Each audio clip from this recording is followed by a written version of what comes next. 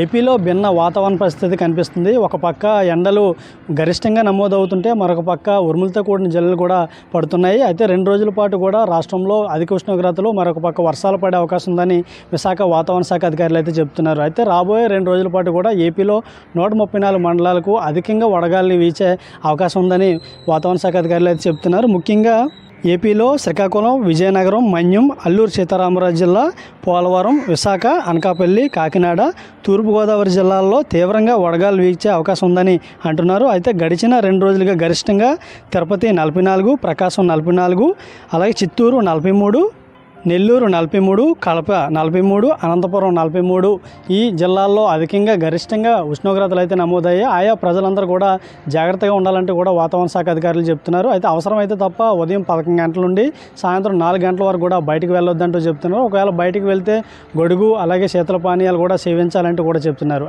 అయితే మరో పక్క ఏపీలో ఉరుములతో కూడిన జల్లు కూడా పడే అవకాశం ఉందని వాతావరణ శాఖ అధికారులు చెప్తున్నారు. ఒక పక్క ఎండలు, మరొక పక్క వర్షాలు కూడా పడతాయంటూ కూడా చెప్తున్నారు. ముఖ్యంగా రాబోయే 2 రోజుల పాటు మన్యం, అల్లూరు సీతారామరాజు, పోలవరం, కర్నూలు, నంద్యాల, అనంతపురం, శ్రీ సత్యసాయి జిల్లాలో అక్కడక్కడ పిడుగులతో కూడిన జల్లులు పడే అవకాశం ఉందని వాతావరణ శాఖ అధికారులు చెప్తున్నారు. ఆయా ప్రాంత ప్రజలందరూ కూడా జాగ్రత్తలు ఉండాలి.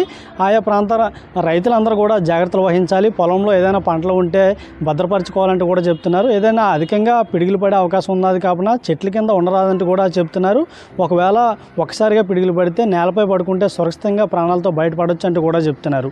అదే ఒక్కొక్క ప్రాంతంలో గంటకు 30 నుండి 40 కిలోమీటర్ల వేగంతో కూడా గాలులు వీస్తున్నాయి.